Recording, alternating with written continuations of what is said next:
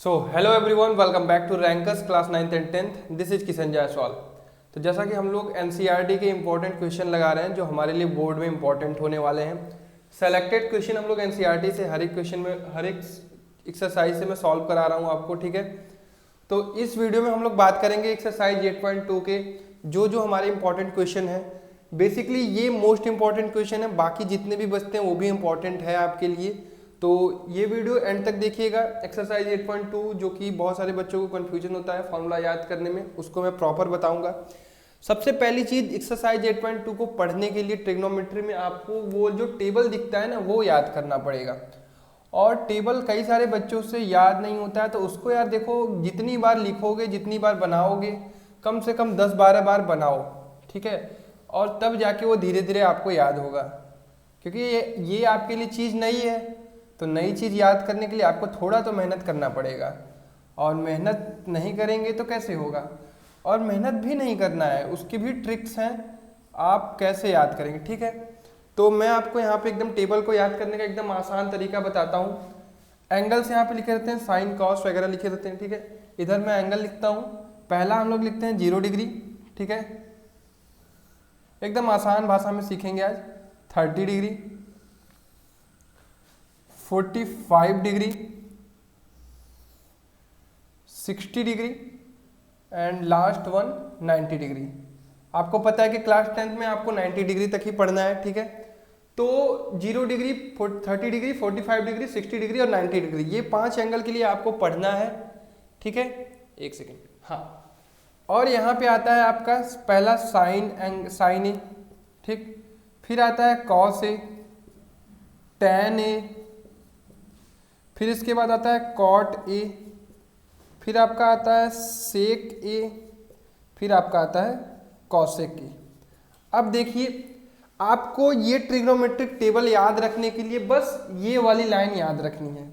अब कुछ बच्चे कहते हैं भैया मैं ये भी भूल जाता हूँ। अच्छा, तो आपके लिए भी कुछ है कि आप इसको कैसे याद रखेंगे, थोड़ा सा प्रॉपर समझाऊंगा, ताकि एकदम से कभी भी लाइफ में कभी नहीं भूलोगे टेबल ये, ठीक।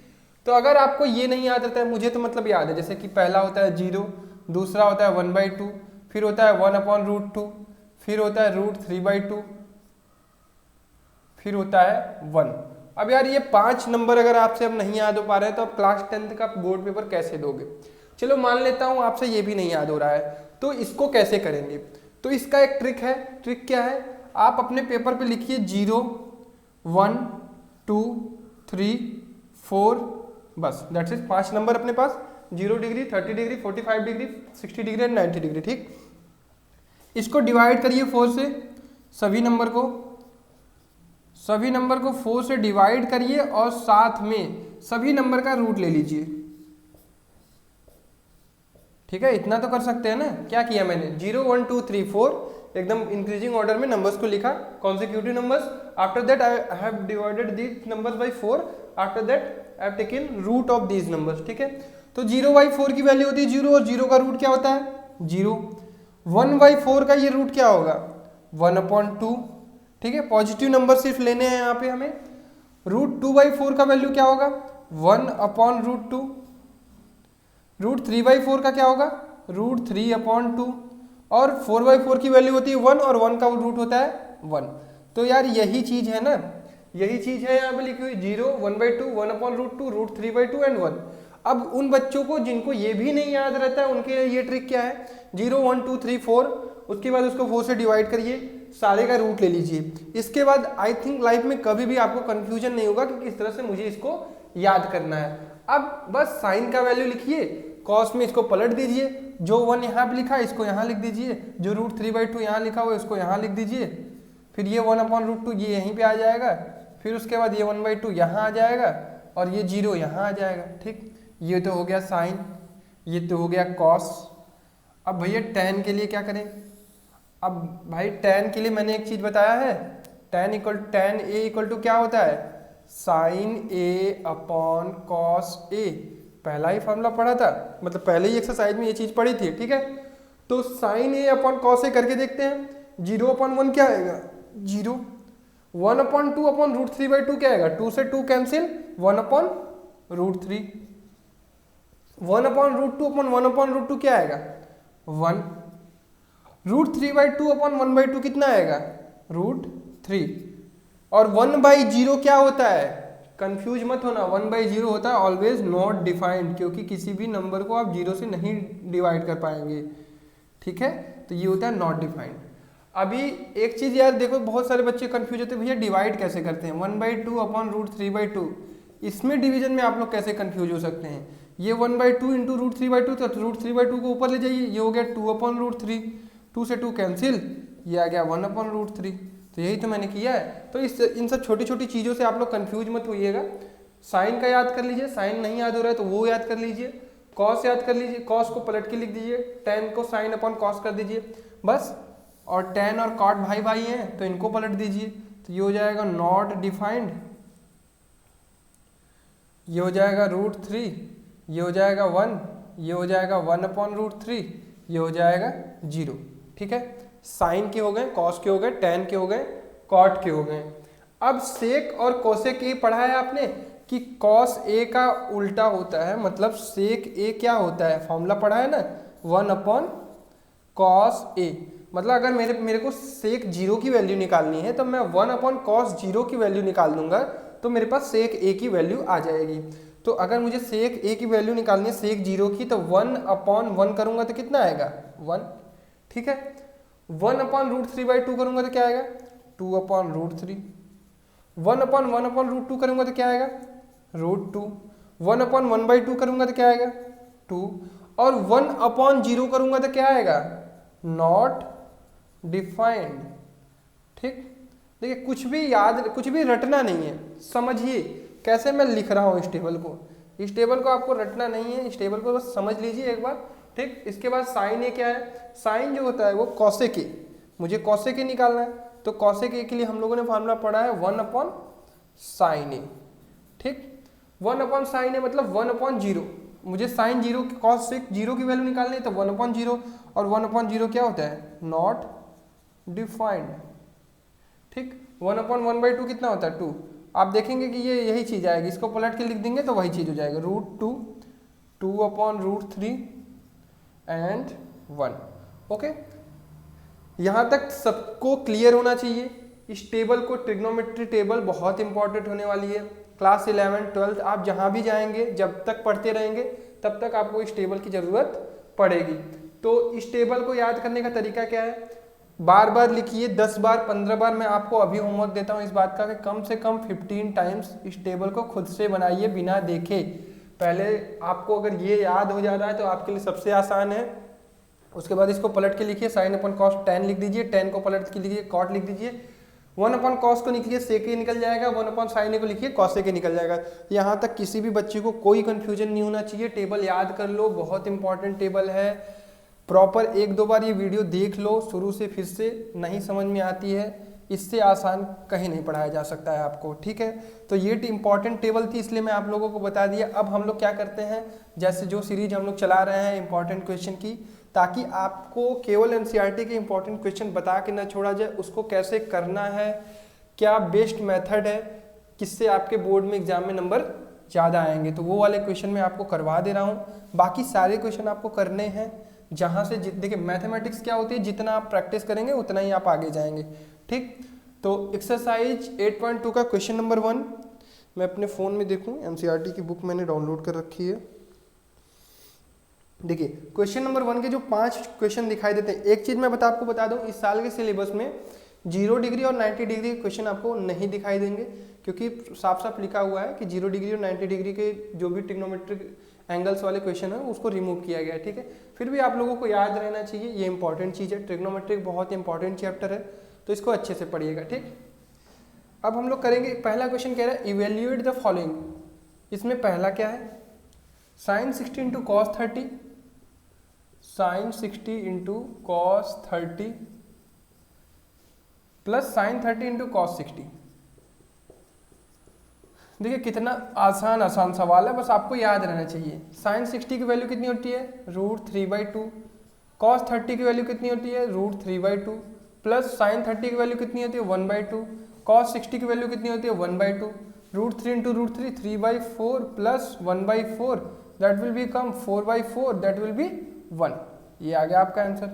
ये हो गया हमारा क्वेश्चन नंबर फर्स्ट। इसमें किसी कोई कंफ्यूजन? टेबल याद है तो आप बस आंसर लिखिए। सेकेंड है 2 tan square 45 degree, 2 tan square 45 degree plus cos square 30 degree minus sine square 60 degree. ठीक है, 2 tan स्क्वायर 45 डिग्री का मतलब 2 into 1 upon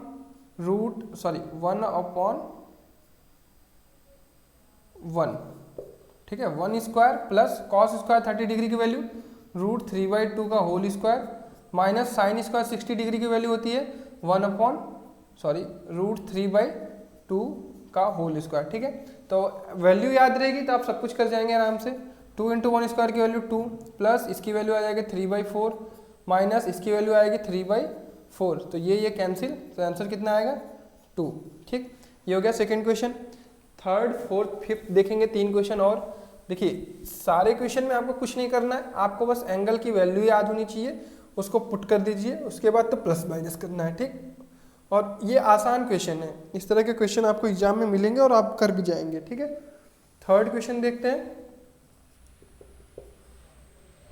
cos 45 degree divided by sec 30 degree plus cosec 30 degree, sec 30 degree plus cosec 30 degree. cos 45 degree की value होती है 1/√2। यह sec 30 degree की value कैसे याद करेंगे?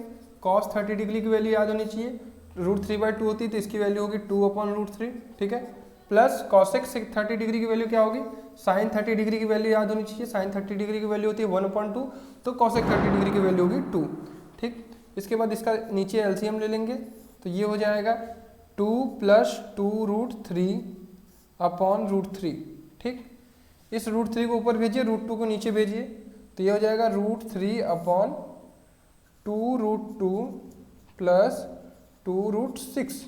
ठीक, यहाँ से आप √3 इंटू, देखिए √3 को आपने भेजा ऊपर, √2 नीचे आ गया, तो यहाँ से आप कुछ कॉमन ले लीजिए, √3/2√2 कॉमन लेंगे तो यहाँ बचेगा 1 + √3।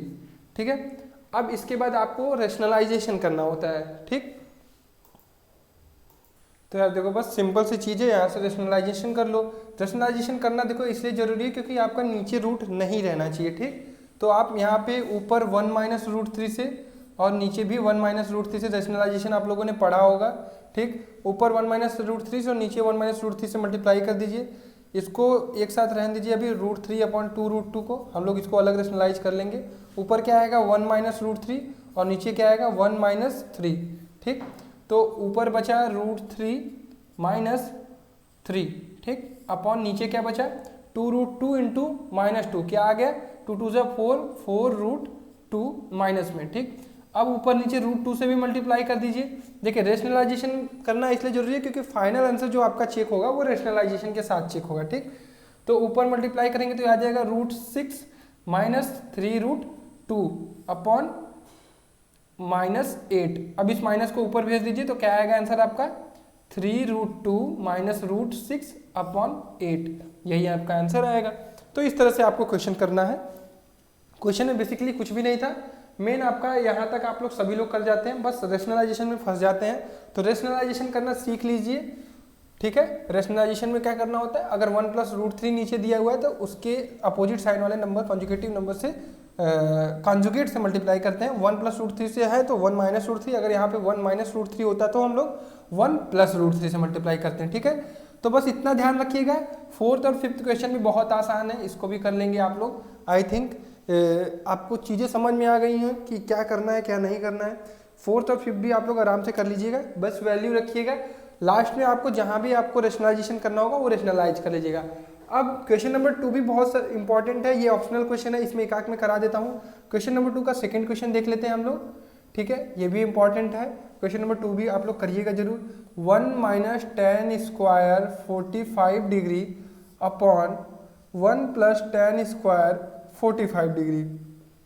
अब आपको पता है tan 45 डिग्री की वैल्यू कितनी है 1, 1 का स्क्वायर 1, 1 + 1, तो 1 - 1 0 अपन कुछ भी रहे 0 ही आएगा।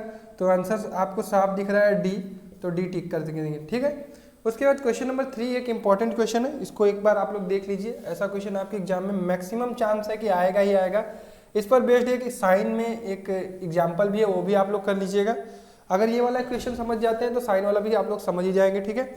अब क्वेश्चन नंबर 3 देखते हैं।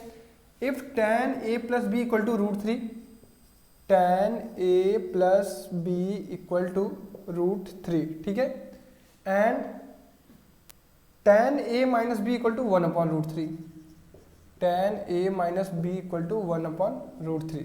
इसके बाद कुछ चीज़ें लिखी गई है कि angle a plus B is less than equal to 90 degree, ठीक है, इसके बियॉन्ड नहीं जाएंगे हम लोग, ठीक। और एंगल a जो है वो b से बड़ा है। अब इस क्वेश्चन को कैसे करेंगे? अब इस क्वेश्चन को देख के ये समझ में आ रहा है कि tan एक एंगल है a प्लस बी, एक एंगल है a माइनस बी, जो कि इक्वल है 1/√3 और √3। अब इस क्वेश्चन को देखने के बाद क्या आपके दिमाग में आ रहा है कि tan का कोई ऐसा एंगल होता है जो √3 के बराबर होता है? तो अगर आपको टेबल याद होगी तो आप तुरंत लिखेंगे कि tan 30 डिग्री इक्वल टू √3 होता है, सॉरी 60 डिग्री इक्वल टू √3 होता है, और tan 30 डिग्री इक्वल टू होता है 1/√3। देखिए इन दो चीज़ों को हम यूज करेंगे। अब tan a plus B equal to √3 लिखा हुआ है, तो वहाँ पे हम लिख सकते हैं tan a plus B equal to tan 60 लिख सकते हैं, कहोगे हाँ। तो यहाँ से मैं लिख सकता हूँ a plus B equal to 60, ये आएगा मेरा equation number first. Similarly tan a minus B equal to होता है 1/√3 लिखा हो, मतलब मैं लिख सकता हूँ इसको tan 30, तो यहाँ से मैं निकल जाएगा a minus B equal to 30। अब pair of linear equation 2 variable पढ़ी है आपने, तो a plus B equal to 60, a minus B equal to 60, इसको सॉल्व कर लो। a plus B equal to 60, b से b cancel, 2a is equal to 90, तो a की वैल्यू कितनी आई 45, तो b की वैल्यू कितनी आएगी 15, किसी भी क्वेश्चन में रख दो।